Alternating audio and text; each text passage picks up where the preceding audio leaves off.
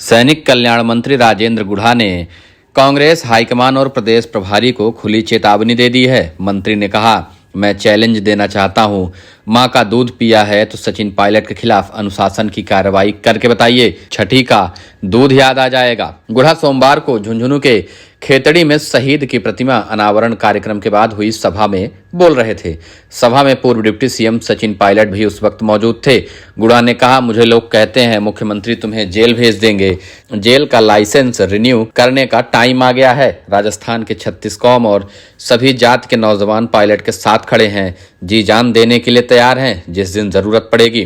Pilot समर्थक विधायक वेद प्रकाश सोलंकी ने कहा कि पायलट का चेहरा आगे नहीं किया तो सरकार आना मुश्किल है।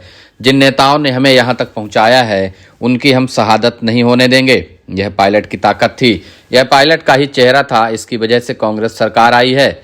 आने वाले समय में भी अगर पायलट का चेहरा रहा तो कांग्रेस की सरकार रिपीट करेगी। अगर इस चेहरे में थोड़ी सी भी मायूसी दिखी तो मुझे लगता है कि सरकार तो बिल्कुल नहीं आएगी। जो मंत्री राजेंद्र गुढ़ा ने कहा, अब वह बात भी सही हो जाए। हम नहीं चाहते जो गुढ़ा ने बात कही है वह सही हो।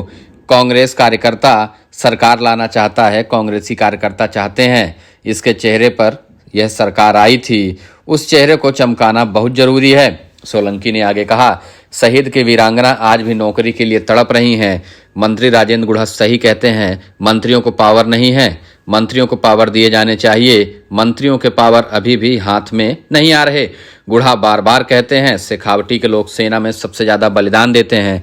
सरकार इनके प्रपोजल को खारिज करती है तो उन लोगों से हमें लड़ाई भी लड़नी है जो देश के लिए शहीद होते हैं, हमें उनकी इज्जत करनी चाहिए। सोलंकी ने कहा कि सरकार ने जो घोषणा की उसे पूरा किया जाना चाहिए। सरकार जहां घोषणा करती है, जहां नौकरी देने की बात करती है, उसे पूरा नहीं किया जाता। हमारे झुंझुनू की शहीद की वीरांगनाओं को नौकरी नहीं मिल रही।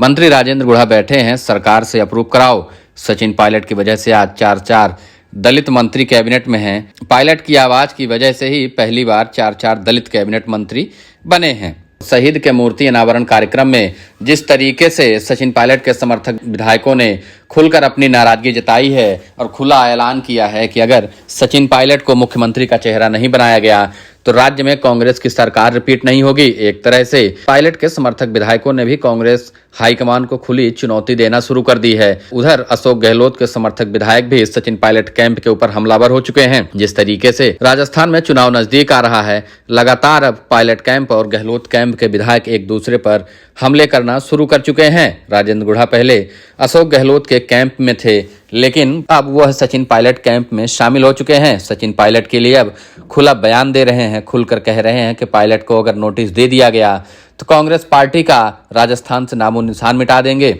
इस तरीके की धमकियों से अब कांग्रेस हाईकमान असहज होता चला जा रहा है।